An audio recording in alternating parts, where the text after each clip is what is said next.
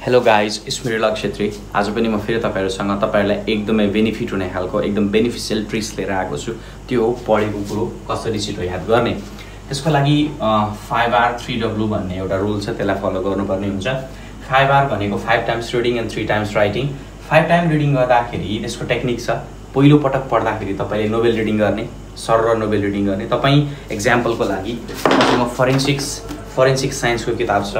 Forensic साइन्सको किताबको तपाईले यो एक्नोलेजमेन्ट भन्ने युनिट यो पढ्दै हुनुहुन्छ पेज भनेदेखि तपाईले सरर यो पेज पढ्ने, सर एकचोटि नोभेल रिडिङ गर्नुहुन्छ। नोभेल रिडिङ गरेपछि तपाईले यो पेजमा तपाईको जुन कन्टेन्ट, तपाईको जुन किताब छ, तपाईको जुन पास्ट क्वेशनहरु छ, तपाईले पहिले हेरिसक्नु भएको हुन्छ त्यो चीजहरु त। त्यसैले तपाईले यहाँ भएको इम्पोर्टेन्ट चीजहरुलाई के गर्ने त मार्क गर्ने। तपाईको एक पेजमा त्यही 5 वटा 10 वटा इम्पोर्टेन्ट चीजहरु हुन सक्छ, त्यसलाई तपाईले सरर मार्क गर्ने।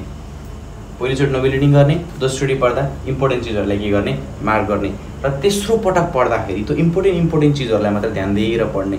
भनेको फेरि सरर पढ्ने मात्रै, तपाई ध्यान दिएर एउटा वर्डहरुलाई अन्डरस्ट्यान्ड गर्ने कोसिस गर्ने। तेस्रोचोटि पढ्दा, चौथोचोटि पढ्दाखेरि पनि त्यही इम्पोर्टेन्ट चीजहरुको एउटा वर्डहरुलाई चाहिँ के भन्छ त्यसलाई एकदम तपाईले भित्रैबाट बुझ्ने कोसिस गर्ने क्या, त्यसलाई अन्डरस्ट्यान्ड गर्ने कोसिस गर्ने। तपाईले अंग्रेजीमा बुझ्नु भन्नु भने त्यसलाई नेपालीमा बुझ्ने, अथवा तपाई त्यसलाई एक्जाम्पल बनाएर बुझ्न सक्नुहुन्छ भने त्यसरी बुझ्ने, जसरी भए पनि त्यसलाई बुझ्ने कोसिस गर्ने।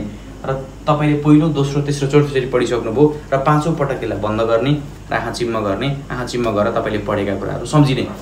त्यसपछि अब तपाईले यति भयो, तपाईलाई अब आउँछ, तपाईलाई लगभग कन्सेप्ट थाहा हुन्छ। कन्सेप्ट थाहा भए पनि तपाईले त्यसलाई अझ स्ट्रङली तपाईको ब्रेन भित्र राख्नको लागि चाहिँ तपाईले के गर्नुपर्छ भन्दाखेरि 3 चोटि लेख्नुपर्छ। पहिलो चोटि तपाईले त्यो इम्पोर्टेन्ट कुराहरु हेरेर लेख्दाखेरि हुन्छ।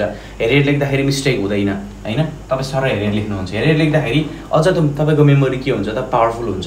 तपाईले याद गरेको कुरा तपाईले लेखेपछि तपाईलाई अझ छिटो तपाईको मेमोरीमा त्यो चीजहरु बस्छ, लामो समयसम्म बस्छ।